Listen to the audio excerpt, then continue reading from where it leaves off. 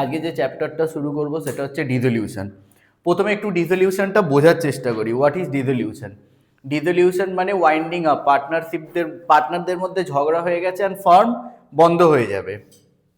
তো বেসিক্যালি বিজনেসই যখন বন্ধ হয়ে যাচ্ছে, ব্যবসা উঠে যাচ্ছে, আমাদের মেন কাজ কি? Being an accountant, books of অ্যাকাউন্টসকে ক্লোজ করে দেবো। মানে কোনো ব্যালেন্স থাকলে হবে না বুকস অফ অ্যাকাউন্টসে, একটাও ব্যালেন্স যাতে না থাকে, কোনো সিডিবিডি বেরোবে না এই চ্যাপ্টারে। অ্যাডমিশনে বা রিটায়ারমেন্টে আমরা কি অ্যাকাউন্ট ওপেন করি? Revaluation account. এইখানে আমরা যে অ্যাকাউন্টটা ওপেন করব, রিয়ালাইজেশন অ্যাকাউন্ট ওপেন করব। এখানেও জার্নাল এন্ট্রি হয়, লেজার পোস্টিং হয়। আমরা লেজারটা আগে করি, জার্নালটা তারপরে করে পাশাপাশি করিয়ে দেবো। সাজেশনে 24 নাম্বার সামসটা দেখ। কালি, কলম and কিতাব were partners sharing profit and losses equally, মানে equal partners. Due to difference in opinion, they dissolved the firm on the date of balance sheet as at 30th June 2024. ওদের ব্যবসা বন্ধ হয়ে গেছে, ওদের ওপিনিয়ন মতামত মিলছে না। ক্যাপিটাল আছে, কালি, কলম, কিতাব, রিজার্ভ ফান্ড আছে, ক্রেডিটার্স আছে, plant and machinery, furniture, investment, stock, debtors and bank. তারপরে নিচে দিয়েছে অ্যাসেটগুলো কি কি দামে বিক্রি হয়েছে।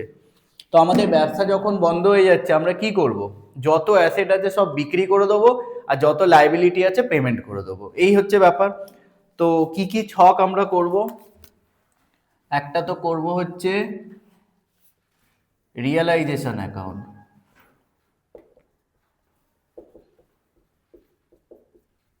এই অ্যাকাউন্টটা একটু বড় করে করব। তারপরে করব পার্টনার্স ক্যাপিটাল।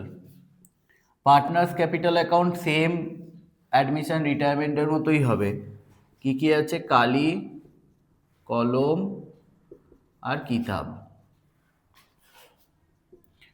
কালি, কলম আর কিতাব। পার্টিকুলার ডেবিট ক্রেডিট এগুলো আই হোপ তোরা ম্যানেজ করে নিবি। প্রথমে আমরা ব্যালেন্স শিটটাকে খালি করব। ব্যালেন্স শিটে যত অ্যাসেট আছে, লাইবিলিটিস আছে, সব এদিক ওদিক লিখে দেবো।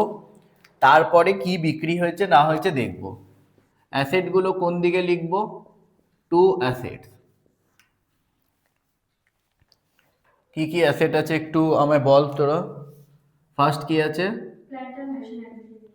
Plant and machinery. কত? 50,000। তারপরে ফার্নিচার কত আছে? 10,000। তারপরে ইনভেস্টমেন্ট কত আছে?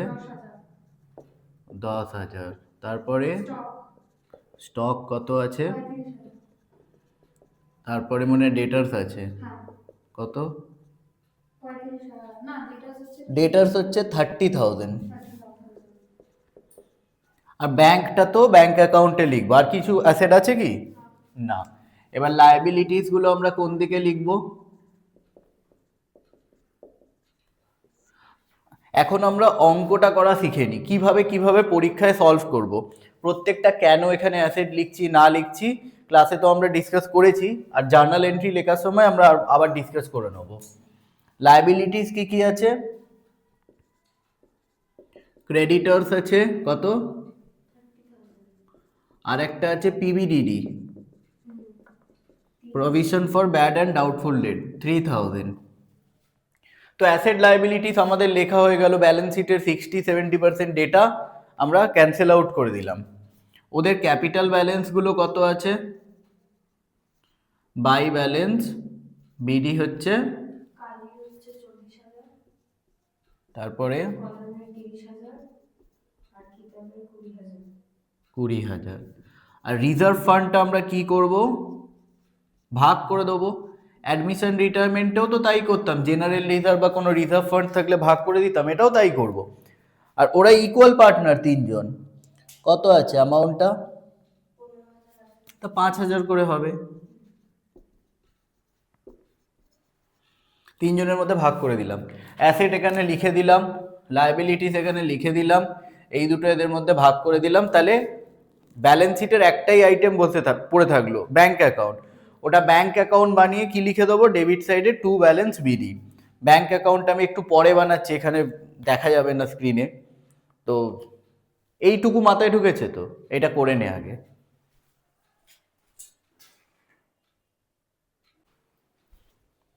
দেখ, অ্যাসেট লায়াবিলিটিসগুলো পোস্টিং করা কমপ্লিট হয়ে গেছে এদিক ওদিক। এবার কি করব, কত টাকায় অ্যাসেটগুলো বিক্রি হয়েছে সেটা দেখব। আমার কোম্পানি বন্ধ হয়ে যাচ্ছে, যা যা অ্যাসেট আছে সব বিক্রি করে দেবো। আমরা যখন শহর চেঞ্জ করি অ্যাসেট বিক্রি করে দিই না?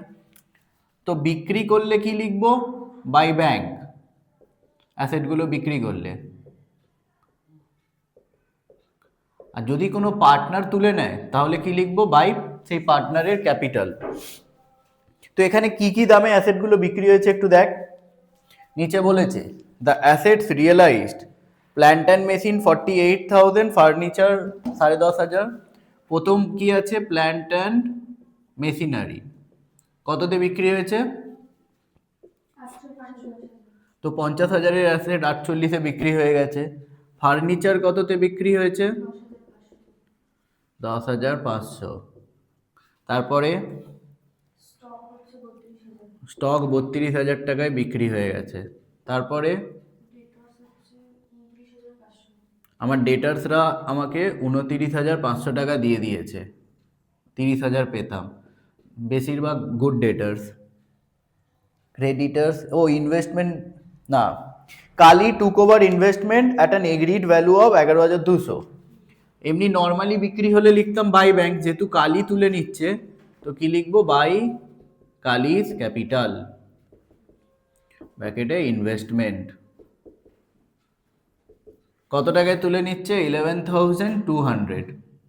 তো এইখানে যখন লিখলাম তো কালির ক্যাপিটালেও তো ট্রান্সফার করব, সিম্পল লেজার পোস্টিং। টু কি লিখবো, টু না, টু রিয়েলাইজেশন।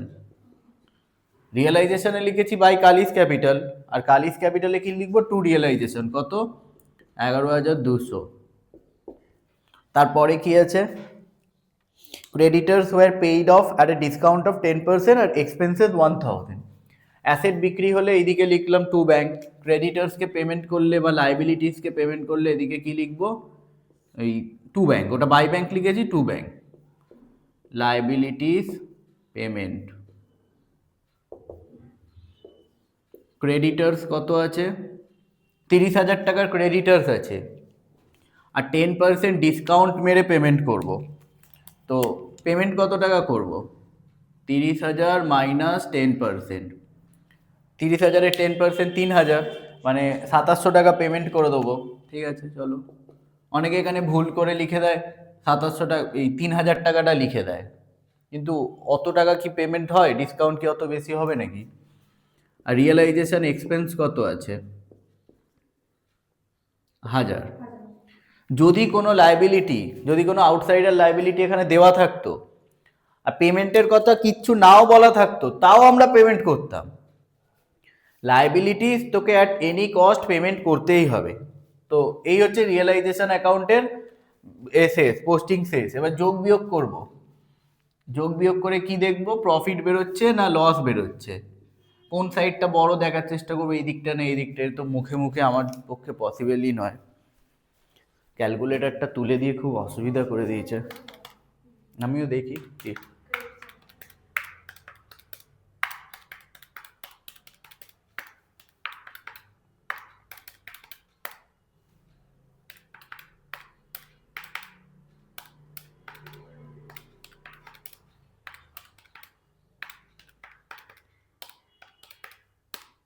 হুম, 1,200 টাকা প্রফিট বেরোচ্ছে। তো প্রফিটটা আমরা কি বলে লিখে দেবো, টু প্রফিট অন, আগের দিনে লিখছিলাম রিভ্যালুয়েশন, আজকে কি লিখবো, প্রফিট অন রিয়েলাইজেশন, ব্র্যাকেটে লিখে দেবো ব্যালেন্সিং ফিগার 1,200 টাকা। এই 1,200 টাকা প্রফিটকেও আমরা কাদের মধ্যে ভাগ করে দেবো, পার্টনারদের মধ্যে। কি লিখবো, বাই প্রফিট অন রিয়েলাইজেশন। 1,200 টাকাকে 3 জনের মধ্যে ভাগ করলে কত করে হবে, 400, 400, 400, 400, 1,200, 12,000 না, প্রফিট হলে এইদিকে ভাগ করলাম, লস হলে এইদিকে ভাগ করতাম। যে কোনো লেজার পোস্টিং এরকম ক্রস ট্রান্সফার হয়, ডেবিটের আইটেম ক্রেডিটে চলে আসে, ক্রেডিটের আইটেম ডেবিটে। এবার যোগ বিয়োগ করে আমরা কি বার করব? টু ব্যালেন্স সিডি না, ব্যালেন্স কখন বেরোতে? অ্যাডমিশন রিটায়ারমেন্টে, কারণ বিজনেসটা কন্টিনিউ হবে, এখানে কোনো ব্যালেন্স বেরোবে না। এইদিকে যা বেরোবে সব লিখে দেবো কি টু ব্যাংক, মানে ওদেরকে পেমেন্ট করে দিচ্ছি। ব্যালেন্সিং ফিগার, ব্যালেন্সিং ফিগার কোথায় কোথায় লিখতে হয়? যে অ্যামাউন্টগুলো যোগ বিয়োগ করে আমরা বার করি, তো এটাও ক্যালকুলেটারেই করি, করে করে অভ্যাস হয়ে গেছে ক্যালকুলেটারে। 34,200 প্রথমেরটা,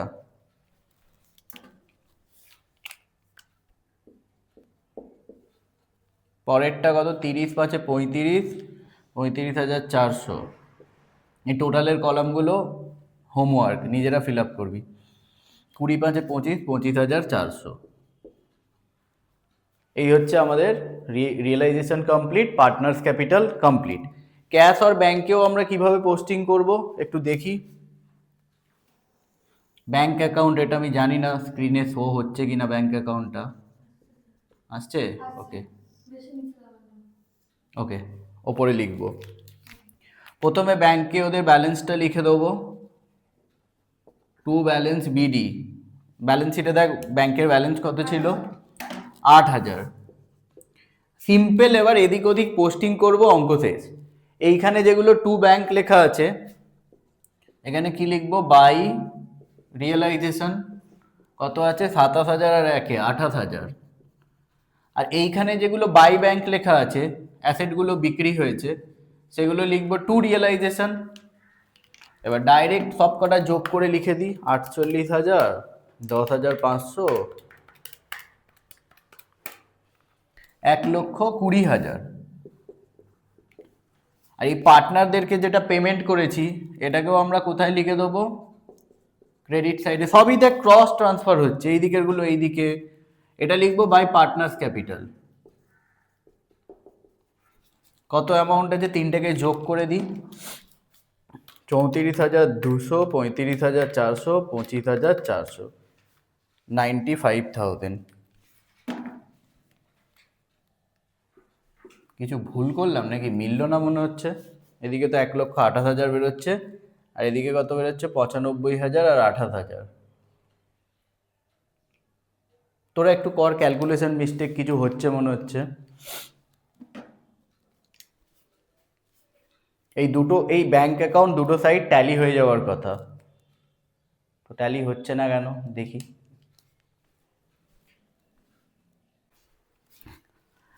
ব্যাংক অ্যাকাউন্টটা মিলছে না, কারণ কোয়েশ্চেনটাই একটু লাইবিলিটি সাইডে যোগটা ভুল আছে। লেখা আছে 1,40,000, কিন্তু লাইবিলিটিসের যোগফলটা হচ্ছে 1,35,000, 5,000 টাকার, তাই জন্য ডিফারেন্স আসছে। তো এটা তোরা ম্যানেজ করে নিস। আই হোপ পোস্টিংগুলো ক্লিয়ার হয়ে গেছে, এই দুটো সাইড যোগ করলেই মিলে যাবে, দ্যাটস ইট।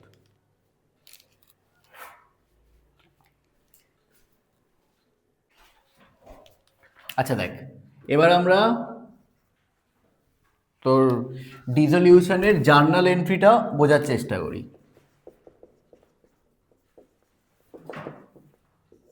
লেজারে যা যা করেছিলাম বা অ্যাডমিশনের জার্নাল যেরকম ছিল, কাইন্ড অফ সেম। প্রথমেই জেনারেল রিজার্ভকে ডিভাইড করে দিই ওদের মধ্যে। জেনারেল রিজার্ভ বা রিজার্ভ ফান্ড যাই আছে, কি হবে? To Kali's capital, to Kalam's capital, আর টু কি কিতাব, কিতাবস ক্যাপিটাল। জেনারেল রিজার্ভ কত আছে? 15,000। কোন রেশিওতে ডিভাইড করব? ইকুয়াল। ন্যারেশন কি হবে?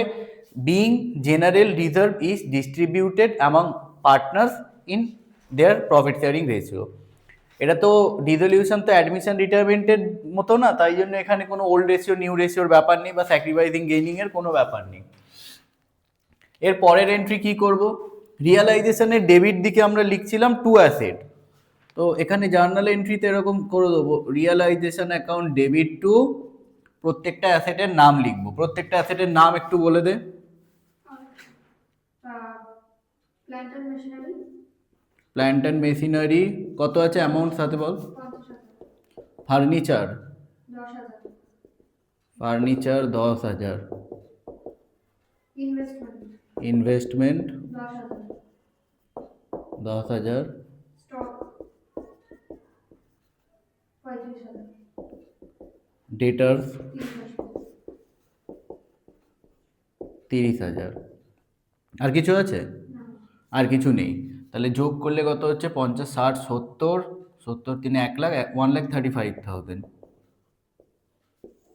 আর লাইবিলিটিসগুলো ক্রেডিটে লিখেছিলাম, তাহলে liabilities account debit to realisation হবে। ক্রেডিটার্স একটাই ছিল মেবি, আর পিবিডিডি ছিল। ক্রেডিটার্স 30,000 ছিল তো, আর পিবিডিডি 3,000, 3,000 টু রিয়েলাইজেশন 33,000। জেনারেল রিজার্ভকে তো ডিভাইড করে দিয়েছি টু, আর ব্যাংক ওদের পার্টনার্সের ক্যাপিটালের ব্যালেন্সটা কি বলে বসবে? By balance BD. তো ব্যালেন্সের কোনো জার্নাল এন্ট্রি হয় না। আর ব্যাংকের ব্যালেন্সটাও ব্যাংক অ্যাকাউন্টে টু ব্যালেন্স বিডি বলে বসবে, তো ওটারও কোনো জার্নাল এন্ট্রি হবে না। মানে মোটামুটি ব্যালেন্স শিটকে আমরা খালি করে দিলাম। এবার অ্যাসেটগুলোকে বিক্রি করব। বিক্রি করলে জার্নাল এন্ট্রি কি হয়? Bank account debit to realisation. কি হবে? Bank account debit to realisation. এবার অ্যাসেটগুলো কি কি দামে বিক্রি হয়েছিল তার যোগফলটা বলতো একটু।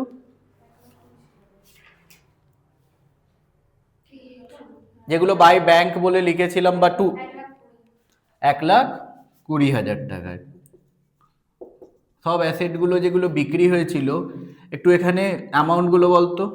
প্ল্যান্ট অ্যান্ড মেশিনারি 48,000, ফার্নিচার, 5,500, তারপর 32,000, 29,500, এটা কি স্টক? স্টক না, ডেটার্স। আচ্ছা, আর আর কিছু আছে? না, এখানে ইনভেস্টমেন্টে শুধু কালেজ ক্যাপিটালে গেছে। ওটা করব। তো যে অ্যাসেটগুলো বিক্রি হয়ে গেছে ব্যাংক টু রিয়েলাইজেশন, আর কালি যেটা তুলে নিয়েছে কি হবে? Kalij capital two realisation. কত টাকায় তুলেছিল? 11,200 আই থিঙ্ক, 11,200। ব্যাস হয়ে গেল অ্যাসেট বিক্রি, অ্যাসেটগুলো। এবার লাইবিলিটিস পেমেন্ট করলে জার্নাল এন্ট্রি কি হবে? রিয়েলাইজেশনে লিখেছিলাম টু ব্যাংক, তো জার্নাল এন্ট্রি সেম ভাবে লিখে দেবো, realisation account debit to bank. কত টাকা পেমেন্ট করেছিলাম? 28,000। 27,000 হচ্ছে ক্রেডিটার্স, আর 1,000 টাকা হচ্ছে এক্সপেন্স। এতটা অবধি মাথায় ঢুকেছে? এবার রিয়েলাইজেশনের প্রফিট বা লস বার করে আমরা পার্টনারদের মধ্যে ডিভাইড করে দিয়েছিলাম, তাই তো? এটা হচ্ছে প্রথমে অ্যাসেটগুলোকে ট্রান্সফার করলাম, লাইবিলিটিসগুলোকে ট্রান্সফার করলাম, অ্যাসেট বিক্রি করলাম, কোনো একটা পার্টনার অ্যাসেট তুলে নিল, লাইবিলিটিসকে পে অফ করলাম। এবার 1,200 টাকা প্রফিট হয়েছিল। রিভ্যালুয়েশনে প্রফিট হলে কি লিখতাম? Revaluation account debit to partners capital. এখানেও তাই লিখবো। এখানে কি লিখবো? রিয়ালাইজেশন অ্যাকাউন্ট ডেবিট টু কালি টু কলম টু কিতাব। 1,200 টাকা প্রফিট হয়েছিল, কত করে লিখবো? 400, 400, 400। ন্যারেশন কি লিখবো? Being profit distributed among the partners. আর লাস্ট এন্ট্রি, কালি কলম কিতাবকে আমরা পেমেন্ট করে দিয়েছিলাম। যোগ বিয়োগ করে টু ব্যাংক বেরিয়েছিল তো, মানে পেমেন্ট করে দিয়েছিলাম। তাহলে কি হবে? কালি কলম Kitab account debit to bank account. কালিকে কত টাকা পেমেন্ট করেছিলাম একটু বল? ওই টু ব্যাংক বলে যেটা বেরিয়েছিল পার্টনার্স ক্যাপিটালে। কলমের 35,400, আর কিতাবের 25,400, তো যোগ বিয়োগ করে কত হয়েছিল? 95,000। ব্যাস, সামস খাতাম। জার্নাল এন্ট্রি আরও সহজ, টাইম কম লাগে জার্নাল এন্ট্রিতে। তাহলে স্টেপ কি কি হলো? প্রথমে অ্যাসেটকে রিয়েলাইজেশনে ট্রান্সফার, লাইবিলিটিসকে রিয়েলাইজেশনে ট্রান্সফার, অ্যাসেট বিক্রি, কোনো পার্টনার অ্যাসেট তুলে নিলে সেইটা, লাইবিলিটিসকে পেমেন্ট করব, আর লাইবিলিটিসের দায়িত্ব যদি কোনো পার্টনার নেয় সেটা লিখব, profit or loss on realisation বার করব, পার্টনারদের মধ্যে ভাগ করব আর পার্টনারদেরকে পেমেন্ট করব, দ্যাটস ইট। তোদের গার্নার ভার্সেস মারে রুল 12-এ নেই, তো ওগুলো জানার দরকার নেই, কমপ্লিকেশনস খুব একটা আসবে না। এই রকমই মোস্ট অফ দ্য অঙ্ক আমাদের দেবে পরীক্ষাতে, এটা একটু করে নে, ব্যাস জার্নালও খতম।